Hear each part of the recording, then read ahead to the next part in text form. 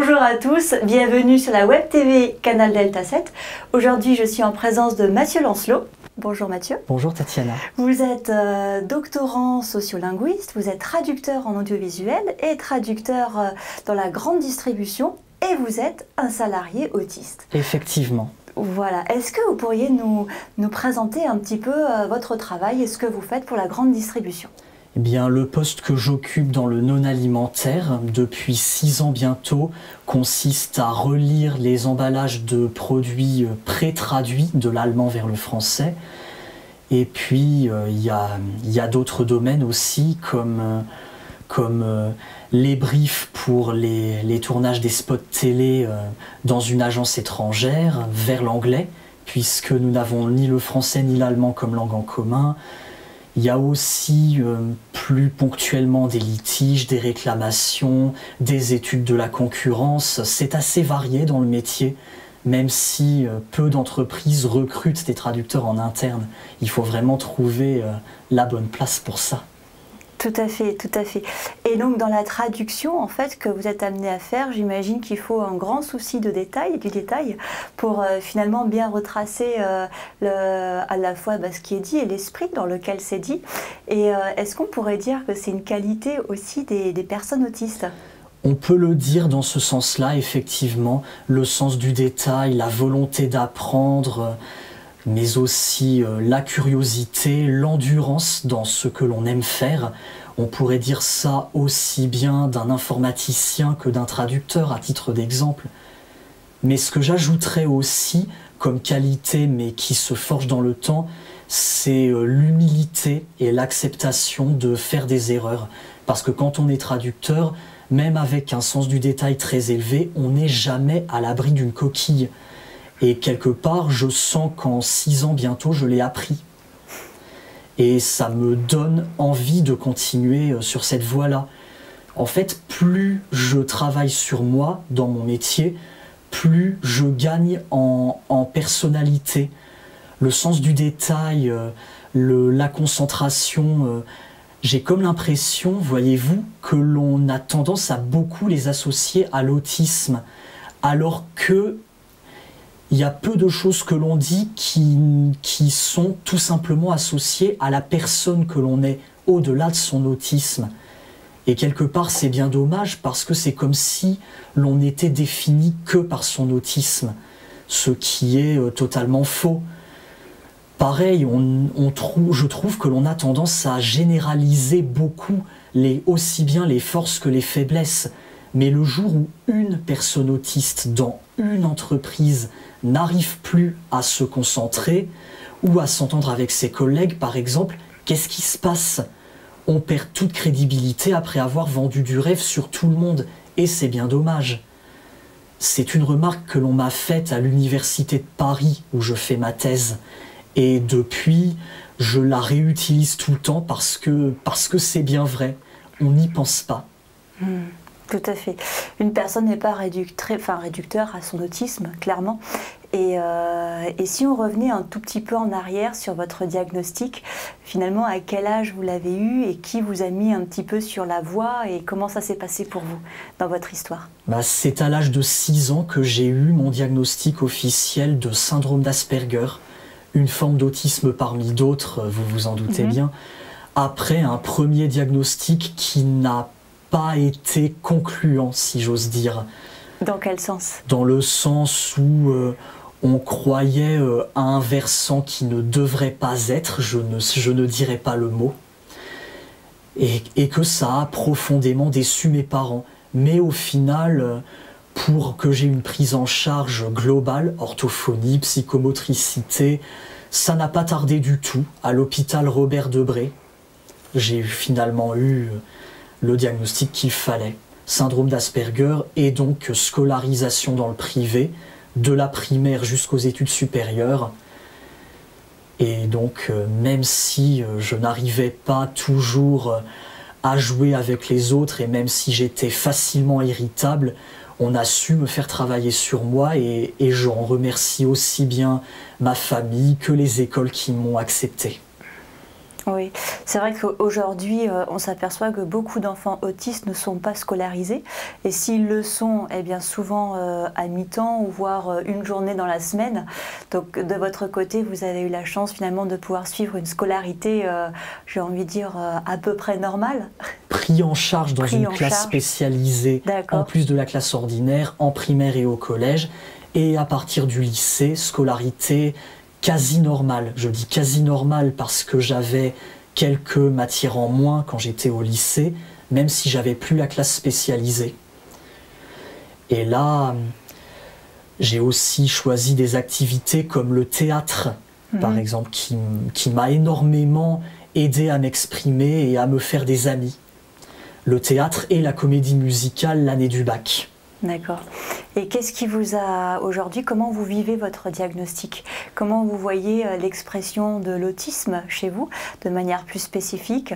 À la fois les forces qui sont en lien avec ce syndrome, mais aussi parfois des faiblesses ou du moins des sentiments de décalage par rapport à d'autres. Je me dis qu'il est toujours difficile de trouver les mots justes d'entrée de jeu avec ses interlocuteurs, que ce soit pour donner une intervention devant un public ou pour aller faire ses courses, pour travailler avec ses collègues et bien d'autres choses encore. À mon avis, quand on est autiste, on n'est pas spontané. Ça demande un effort supplémentaire de s'adapter à l'autre à l'instant T, même si l'on semble intégré avec le temps.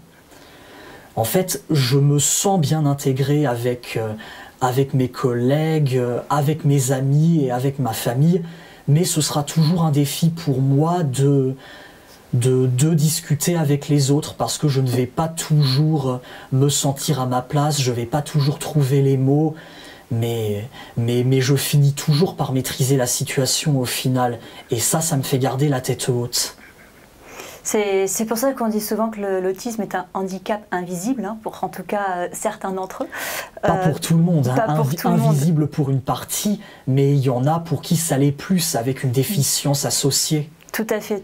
Mais pour en tout cas une partie qui passe totalement pour invisible, finalement c'est d'occulter l'énergie que ça peut coûter à ces personnes de paraître totalement intégrées, parce qu'aux yeux de tous on ne voit pas la différence. L'interaction elle paraît naturelle ou quasi naturelle, mais pour autant pour la personne concernée, eh bien, il y a une véritable mobilisation d'énergie pour faire face à ces situations. Est-ce que vous le ressentez aussi vous dans les interactions avec les collègues notamment? Ah, certainement. En fait, quand j'arrive le matin, il me faut toujours un petit temps d'adaptation, ce qui se fait assez naturellement puisque j'arrive parmi les premiers en raison de mes horaires, ceux auxquels les transports me font arriver. Et puis au fur et à mesure que tout le monde arrive, j'ai déjà commencé à travailler et je suis dans le bain. En fait, il faut avoir une méthode maison pour se sentir bien et pour ne pas avoir à en demander plus.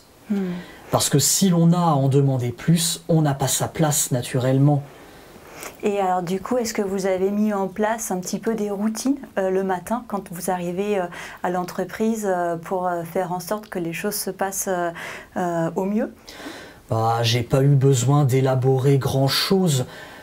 Commencer en prenant un café, en étant encore seul avec une ou deux personnes, ça me permet déjà d'être dans le calme avant que tout le monde arrive et que ce soit la course. Mais tout comme quelqu'un d'autre irait faire ses courses à une heure creuse plutôt qu'à une heure de pointe, pour reprendre les expressions des transports, parce que plus il y a de monde, plus il y a de bruit. Et c'est toujours mieux d'aller faire ses courses à une heure où il y a moins de monde plutôt que d'utiliser un casque anti-bruit et de se faire remarquer. Je ne suis sûrement pas le seul à penser ça. Tout à fait, c'est les stratégies d'adaptation finalement que chacun met en place plus ou moins instinctivement et qui sont nécessaires dès lors qu'on peut être perturbé au niveau de la sphère sensorielle ou du moins qu'il y ait quelque chose qui puisse être plus dérangeant. Oui, et pour l'organisation aussi, il y avait besoin de mettre en place des stratégies personnelles. Vu que je fais une thèse à côté de mon emploi par exemple, et que l'on a droit à une demi-journée de récupération par semaine où je travaille. On a tous des horaires aménagés pour ça. Eh bien, j'ai opté pour la stratégie de conserver ma demi-journée pour aller à des séminaires. En accord avec les collègues, j'ai pu la placer au moment où je pouvais aller à des cours. Et puis, j'ai réservé la moitié de mes congés à des formations, quand c'était hors de ma demi-journée ou que ça durait plus longtemps que ça. Et je pouvais me servir de l'autre moitié de mes congés pour les vacances. Voilà, ça m'a... Avec tout ça, ma plus grande fierté, c'est de ne pas avoir eu à demander plus que ce à quoi j'avais droit. Et je me rends compte que plus je songe à user de stratégies personnelles, plus je m'intègre avec ce qu'ont les autres, tout comme moi, tout simplement. Et quelque part, ça me permet de me sentir à ma place. Parce que si j'en demande trop, bah, ça peut trop se voir. Et personne n'a eu à me le dire quand j'ai fait ces stratégies-là. D'accord. On reviendra sur le sujet de votre thèse qui est passionnant aussi. Mais avant, revenir un petit peu au moment de votre intégration dans l'entreprise, comment ça s'est passé? Est-ce qu'il y a eu quand même des choses qui ont été mises en place pour faciliter votre intégration? Est-ce que l'entreprise était au courant de votre autisme avant de vous avoir recruté? Comment un petit peu les choses se sont passées? D'abord, j'ai été coaché pour ma recherche d'emploi. D'accord. Aussi bien pour le CV et la lettre de motivation, ça c'était notamment en famille. Et après, à l'extérieur, j'étais plus coaché pour parler de mon autisme dès l'entretien d'embauche. Dans un organisme qui s'appelle le Club Arim Conseil, j'ai pu rencontrer des psychologues coachs, des médecins et des consultants RH qui m'ont donné des conseils. Notamment expliquer comment se voyait mon syndrome d'Asperger ici et maintenant. Bah, tenez par exemple, vous remarquez sans doute que j'ai tendance à articuler, à parler lentement. C'est qu'il me faut un peu plus de temps pour structurer mon discours ou mes réponses à des questions. Si je le dis comme ça, de façon concrète aux recruteurs, je peux être sûr qu'ils vont le comprendre. C'est comme ça qu'un consultant RH m'a dit de faire. Et depuis, je garde ça en mémoire. Pareil, comme pour toute entreprise qui se respecte, le parcours et les compétences d'abord, et ensuite le handicap. Parce que les recruteurs doivent prendre conscience de ce que l'on peut apporter à l'entreprise avant d'aller plus en détail. Il y a une logique. Tout à fait.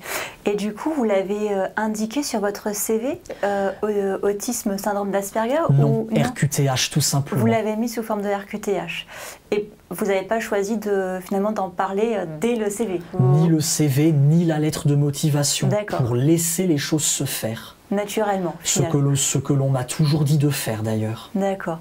Et au niveau de l'entretien d'embauche, donc vous en avez parlé plutôt à la fin, j'imagine, pour d'abord évoquer les compétences et évoquer votre parcours, ce que vous avez fait, ce que vous pouvez apporter à l'entreprise, j'imagine. C'est cela, mes stages de traduction notamment.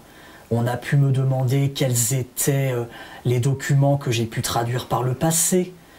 Et ça m'a permis d'illustrer les compétences que je me suis bâties, comme le sens du détail, l'envie d'apprendre, le sens du service aussi. Et quelle a été du coup la réaction de l'entreprise lorsque vous avez parlé du syndrome d'Asperger? Est-ce qu'ils connaissaient, ils ne connaissaient pas? Est-ce qu'ils ont pris peur? Parce qu'on dit souvent, l'autisme peut faire peur, parce que tout ce qu'on ne connaît pas, forcément ça génère un sentiment de peur. Parce que l'autisme est un handicap invisible dans certains cas, bien sûr. Voilà, et finalement, quelle a été leur réaction par rapport à votre déclaration là-dessus? De mémoire, elle n'a pas été négative du tout. Et j'ai tout fait pour, puisque, encore une fois, j'ai appris à en parler avec les bons mots.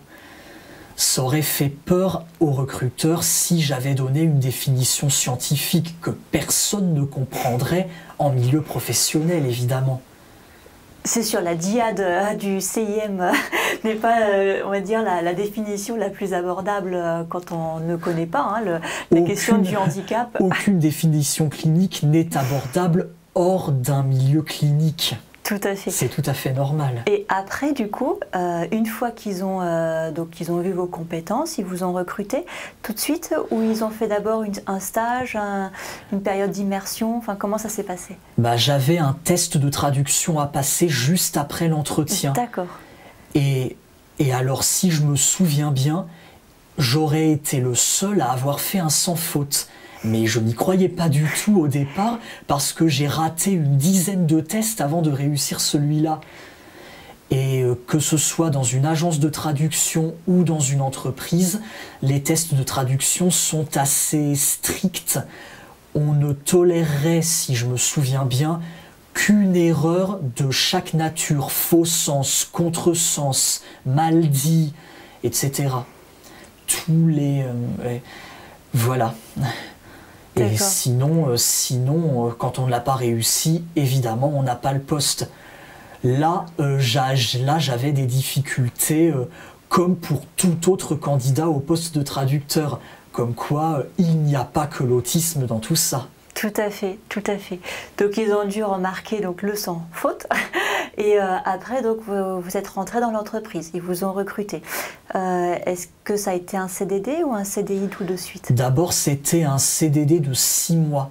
Et au final, il m'aura fallu juste 5 mois avant de signer un CDI. Et ensuite, j'ai pu commencer toutes les démarches à suivre, la recherche d'un logement, puisque mon employeur cotise au 1% patronal. Je pouvais donc faire une demande de logement social par le biais des ressources humaines. Et ça, franchement, c'est pratique parce qu'on n'a pas à passer par le privé et même pas par une agence. Et ça a été assez rapide au final. Ça n'aura pris que 5 mois pour que j'ai des propositions. D'accord, fantastique. Oui, il y a des choses qui sont vraiment formidables. Et oui, et ça a été un logement coaché, comme on dit, ou ça a été un logement autonome Un logement social, mais pas un appartement thérapeutique, comme on dit. Non, en fait, je suis dans une résidence intergénérationnelle, c'est-à-dire que l'on fait des échanges de services entre voisins et aussi des activités. On signe en plus du bail une charte pour la lutte contre l'isolement. D'accord. Fort utile en ce moment, cette période de confinement ou de semi-confinement. Bon, quelque part, ça a perdu un peu de son dynamisme parce que les gens ont fini par s'isoler. En fait, ça a bien marché au départ. On était quelques-uns à s'engager personnellement. Un atelier de cuisine, un atelier de jardinage. Pour les services, ça pouvait être de l'aide aux devoirs, des activités pour les enfants. On pouvait très bien faire une course pour une personne âgée qui a un souci de santé ou bien donner un coup de main en bricolage à des nouveaux arrivants. Mais au final, on a fini par être très pris par nos obligations familiales ou plus personnelles. Et puis la Covid, ça a renforcé l'isolement, hélas. Oui. On essaye un peu de relancer les choses, mais il va falloir être patient. Tout à fait. C'est un concept très peu connu, l'entraide entre voisins, et ça gagnerait à l'être davantage. Donc ça, c'est côté logement. Côté travail, l'entreprise a-t-elle mis une séance de sensibilisation pour faciliter votre intégration ou pas? Il a fallu que je reprenne contact avec la psychologue coach du club Harim qui avait mon dossier et qui m'a épaulé déjà pour la recherche d'emploi parce que j'ai éprouvé du stress au bout de même pas 1 an d'ancienneté. Le sentiment d'être brusqué par moments parce que il y a des mots que les uns peuvent avoir tandis que les autres sont plus à cheval sur la politesse. En fait, c'est pas un regard sur l'autisme qui a pu rendre difficile mon intégration, c'est plutôt qu'on n'a pas la même façon entre collègues de se dire les choses. Il y en a qui vont être plus directs, comme il faut faire ci, il faut faire ça, alors que moi je n'oserais pas le dire comme ça de peur d'être trop brusque. Donc c'est plutôt parce qu'on n'a pas la même façon d'interagir qu'il peut y avoir des clashs. Enfin, on a fini par apprendre à se connaître et ça se passe mieux depuis. Bah, sinon, je n'y serais pas encore depuis 6 ans bientôt. Ça fera 6 ans début mai. Ah oui, c'est déjà un beau parcours et une belle preuve finalement de réciprocité du salarié envers l'entreprise et réciproquement. Quand on sait que la plupart des adultes autistes ne tiennent pas plus d'1 an à un même poste pour diverses raisons, tout à fait. Oui, c'est pas pareil. Le chômage, il touche particulièrement ces publics-là. Et je pense aussi par méconnaissance et par peur de pouvoir recruter en pensant qu'éventuellement il y aurait des crises, il y aurait des situations ingérables, il faut faire appel à beaucoup de choses. Au final, de votre côté, il n'y a eu pas tant d'adaptation que ça, au niveau du poste du travail, au niveau du managérial, j'entends. Est-ce qu'il y a eu quand même des choses qui ont été un petit peu organisées pour faciliter? Alors, pas des aménagements matériels du type casque anti-bruit ou un autre outil de ce genre. Oui. C'est le contenu de mon poste qui a été aménagé, à vrai dire. Comme je perdais ma concentration à force de relire des pré-traductions et après avoir remis tout le vocabulaire en question, tous les termes possibles et imaginables et n'ayant plus rien à mettre sous la dent, mais il a fallu que l'on diversifie un peu plus mon poste, à savoir à cheval entre traduction et publicité. Je relis également des fiches produits pour le site web, des campagnes aussi, donc je vérifie les dénominations de produits, les visuels, je vérifie qu'il n'y a pas de coquilles, que l'information est bien lisible. Toutes ces choses-là. En fait, je ne suis pas que traducteur en langue, mais aussi traducteur en support. Et quelque part, je remercie ma hiérarchie d'avoir pensé à ça. Je n'aurais pas osé le demander moi-même par trop de politesse, évidemment. Quand on démarre, on ne sait pas comment aborder l'autre. Mais je pense pas seulement quand on est autiste, quand on est un jeune travailleur, en fait. Tout à fait, oui. Mais comment ils s'en sont aperçus? Quel a été l'élément finalement déclencheur de se dire « Ah, tiens, là, il faut peut-être revoir le contenu du poste de travail pour diversifier ses missions, pour que derrière, il y ait un mieux-être au travail ». Mon stress, et parce que la qualité s'en ressentait. D'accord. Et votre stress, vous le matérialisez, vous l'exprimiez finalement comment? En fait, j'avais beaucoup tendance à me replier sur moi-même. Et même quand j'essayais de le dissimuler, en fait, ça se voyait rien qu'à mon regard. D'accord. Ouais, parce que, en fait, on m'avait toujours donné la règle que, passer la porte de l'entreprise, il fallait que je mette de côté mes soucis personnels, un peu comme quand on dirait à une autre personne autiste « je veux que tu mettes ton autisme de côté ». Certes, ce genre de phrase pourrait être mal comprise parce que on sera toujours autiste, ça fait partie de nous, mais en fait c'est une façon de parler. Il faut savoir aller au-delà de ses limites. Et donc, à travers cette expression, ce renfermement finalement sur vous, c'est là que l'entreprise, du coup, vous a proposé un échange et que là, vous avez pu finalement exprimer le mal-être, ou du moins la difficulté rencontrée liée au contenu du poste. J'ai toujours eu un temps d'échange avec ma hiérarchie si besoin, et ça m'a toujours aidé, en effet. D'accord. Et donc là, spontanément, ils ont tout de suite revu un petit peu le contenu et ça n'a pas pris beaucoup de temps, de ce que j'en comprends. C'est au bout de presque 2 ans d'ancienneté que j'ai eu mon poste diversifié. Ah, d'accord. Ok, ouais. Très bien. Et là, globalement, aujourd'hui, avec les collègues, les temps informels, on dit souvent que c'est des temps qui peuvent être difficiles, même la pause déjeuner, tandis qu'on déjeunait encore tous ensemble. Est-ce que pour vous, ça a été une problématique ou finalement vous adaptez quand même assez facilement? Déjà à mes stages de découverte puis plus travaillés, donc quand j'ai commencé à faire de la traduction, ça n'a pas vraiment été un problème puisque D'abord j'étais seul dans un bureau, puis je l'ai partagé avec des collègues qui sont arrivés entre-temps. Et donc je ne me suis plus posé la question de travailler seul ou à plusieurs dans une même pièce. La pause déjeuner non plus, finalement je ne me suis pas posé la question. Au fur et à mesure que je fais connaissance avec les uns et les autres, je me laisse aller à tous les temps informels qui viennent. Donc, parce que si je me pose trop de questions, ben j'ai peur que ça se voit trop et que je n'ai plus ma place en conséquence. En fait, je trouve que c'est quelque chose qui va dans les deux sens. Si les autres ont peur de moi pour la simple raison que l'autisme fait peur, comme beaucoup ont tendance à le dire, évidemment que je ne vais pas me sentir à ma place, mais si je ne fais pas confiance aux autres, ben je ne l'ai pas non plus. Tenez par exemple, quand j'ai des nouveaux collègues qui arrivent dans mon équipe, les managers n'hésitent pas à leur dire qu'ils ont un collègue autiste.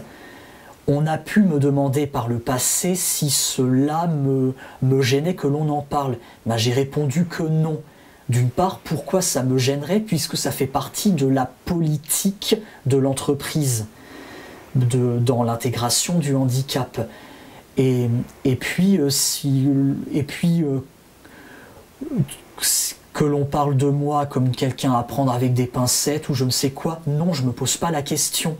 Parce qu'à trop se poser la question, on sème le doute. Et oui, parce que ça doit non seulement venir des autres, la confiance, mais ça doit venir aussi de nous-mêmes. En fait, on parle beaucoup de l'inclusion dans la politique, du moins nationale. On a créé le mot inclusion parce que quand on parle d'intégration, on a l'impression que c'est plutôt à nous, les outsiders, comme on dirait, de faire des efforts et non à son environnement. En fait, on comprend que l'on parle d'inclusion puisqu'on vise une société idéale où l'on serait tous acceptés comme on est. Mais on va aussi parler d'intégration parce que concrètement, sur le terrain, on voit les personnes différentes et leur environnement faire tour à tour des efforts pour que les échanges se fassent au mieux. En fait, l'intégration, ce n'est pas qu'une question d'effort de la part des uns et pas des autres. C'est complètement faux. C'est une dynamique. C'est une dynamique d'échange. Donc, dans le discours de sensibilisation à l'autisme que j'étudie dans ma thèse que j'espère soutenir en novembre, on parle aussi bien d'intégration que d'inclusion. Il y a peu d'écart dans l'analyse lexicologique que je fais actuellement. C'est ça, c'est résumé en fait l'idée selon laquelle les deux parties prenantes sont amenées à collaborer, à faire un pas l'un envers l'autre. Ce n'est pas qu'à l'entreprise finalement d'adapter le cadre, mais c'est aussi aux salariés de pouvoir autant qu'il est possible pour lui finalement de s'adapter et de faire en sorte de pouvoir fonctionner avec le système mis en place.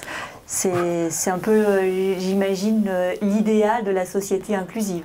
On gagne aussi à réunir les gens dans leurs efforts respectifs que les mots pour en parler.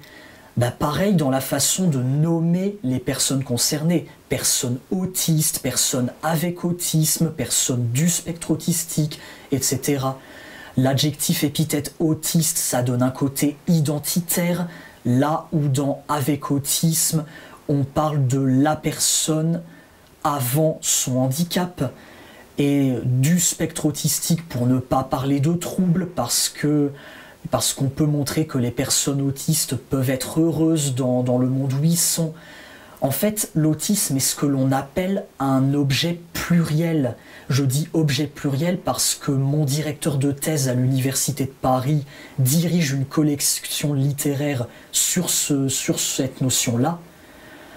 Et aussi parce qu'il y a plusieurs facettes, comme je viens de l'expliquer, pathologie, handicap, différence, personnalité, voire communauté ou culture, qui sait, et qu'on ne peut pas embrasser toutes ces facettes d'un coup quand on en parle dans un seul et même texte écrit ou oral. Tout à fait. Et, et au final, qu'est-ce que vous préconiseriez alors? C'est de parler de personnes autistes, personnes avec autisme, personnes du syndrome autistique, personnes avec TSA, enfin bref, les dénominations sont larges et variées. En tant que sociolinguiste qui étudie la façon dont on interprète les faits par le biais de la langue, je ne vais pas dire aux autres ce qu'il faut faire. Il faut accepter cette diversité lexicale parce que tout le monde ne verra pas l'autisme de la même manière. Moi, je peux dire personne autiste sans aucun problème, mais je ne serai pas offusqué que quelqu'un d'autre dise personne avec autisme, puisque j'ai pu l'entendre par le passé et que je sais que c'est par politiquement correct, parce qu'il y en a encore qui vont considérer l'adjectif épithète ou le nom commun autiste comme une insulte. Tout le monde ne le vivra pas de la même façon, positivement ou négativement. C'est vrai. Et puis je recommanderais de croiser les sources. Un seul livre ou un seul film, par exemple, ne montrera pas une facette qui englobe toute la communauté autistique. Que l'on regarde des films comme Le Goût des merveilles, Hors normes, Monsieur je sais tout, ou la série Astrid et Raphaël, il n'y aura pas une seule et même vision de l'autisme. Chaque personnage aura sa manière d'aller vers les autres, de voir les autres, aller vers lui. Voyez, il serait totalement faux de vouloir créer un personnage qui soit représentatif de tout le spectre. Tout à fait. Qu'il aille à l'encontre de clichés ou qu'il les reproduise. Dans les deux cas, ça ne marchera pas, parce que personne n'est représentatif du spectre. C'est sûr. C'est la grande diversité finalement, et d'où l'idée de spectre qui englobe finalement une pluralité de situations et de manifestations de l'autisme. Après, j'imagine aussi, et ça a dû être votre parcours, que ça suppose derrière un chemin personnel finalement de compréhension du diagnostic. Le jour où ça tombe, eh bien, ça met une étiquette, et cette étiquette peut parfois paraître brutale, et peut-être que c'est la raison pour laquelle certains préfèrent parler de personnes avec autisme pour éviter d'associer les deux. C'est aussi, je pense, quelque chose que l'on peut parfois oublier, de se dire qu'un chemin est quand même nécessaire suite à l'arrivée d'un diagnostic.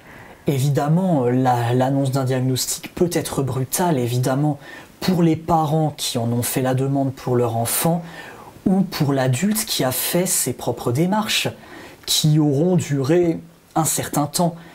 Mais ça peut être aussi un soulagement de pouvoir enfin nommer sa différence.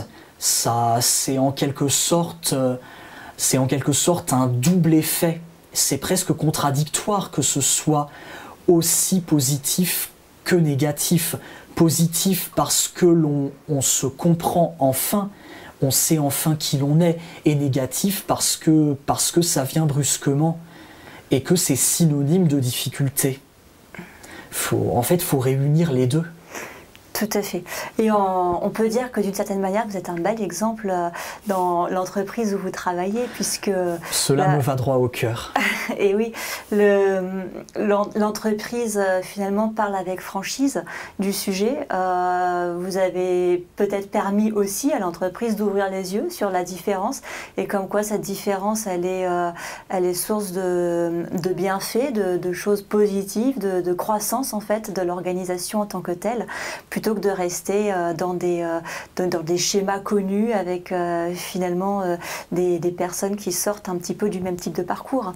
Et on ne peut, je pense, qu'inviter les entreprises à s'ouvrir à cette différence, même si ça peut être un petit peu ardu au démarrage, où on se frotte à l'inconfort, à l'absence de connaissances. Mais finalement, je pense que dans l'attitude qui a été la vôtre, c'est aussi un chemin vers l'entreprise qui est primordial et qu'il ne faut pas oublier, à mon sens. C'est sûr, et il faut toute une vie pour être pleinement intégré. Comme il faut toute une vie pour pour prendre soin de soi à tous les niveaux. Quand on a 30 ans comme moi, on n'a pas toutes les clés en main. Il faudrait attendre d'en avoir au moins 50 pour avoir plus de sagesse. C'est vrai. Et alors, à la hauteur de vos 30 ans, quel serait votre souhait pour l'avenir? Oh, tout simplement de garder assez d'optimisme pour continuer d'avancer. Parce qu'avec la situation actuelle, j'ai des moments de déprime et j'imagine que je ne suis pas le seul. Peut-être que d'autres que moi arrivent mieux à le cacher, mais je me mets à en parler et ça fait du bien. Et quel serait le message que vous aimeriez adresser aux entreprises qui n'ont pas encore fait ce choix-là et qui restent sceptiques à cette différence ou qui s'interrogent mais qui n'osent pas? Je n'oserais pas donner des conseils presque injonctifs. J'ai plutôt envie de croire que chaque entreprise y va à son rythme, en faisant des rencontres qui vont lui ouvrir les yeux. Ça va finir par se faire. Qu'il y ait des personnes autistes, de plus en plus de personnes qui sont embauchées. Encore une fois, je n'ai pas la légitimité de dire aux autres ce qu'ils ont à faire. Très bien. Et vous avez, j'imagine, des amis qui sont peut-être en recherche d'emploi et qui sont autistes et qui n'ont pas peut-être eu la même chance ou qui se confrontent à des environnements qui sont plus difficiles. Est-ce que c'est le cas ou pas? Ça peut l'être. Il y en a aussi qui pourraient bien se reconnaître dans mon parcours. Mais tenez, j'ai aidé une étudiante à l'université de Paris, une étudiante autiste comme moi, à trouver un stage de traduction. Très bien. Oui, parce que là-bas, il y a aussi un cursus dans le métier. Et comme elle et sa famille recherchaient un traducteur qui puisse témoigner de son parcours, on a pu être mis en relation. Et vous avez sûrement entendu parler du concept de pérémulation. Tout à fait. Oui, il suffit d'attendre le bon moment pour que ça se fasse, qu'il y ait un besoin exprimé, que de quelqu'un à peu près du même âge qui recherche un emploi dans le même métier. Donc je suis à même de dire quel stage j'ai pu rechercher, comment j'ai cherché mon emploi aussi. Et le fait de venir en aide à quelqu'un, quelque part là aussi, ça rend les choses plus positives. Cela montre que l'on a eu un certain parcours et que l'on peut le montrer à d'autres. Si ça déjà, ça fait un message d'espoir, ça réunit les gens. Exactement. Bon. Et je trouve que c'est plus positif de faire ça plutôt que de dire aux entreprises quoi faire.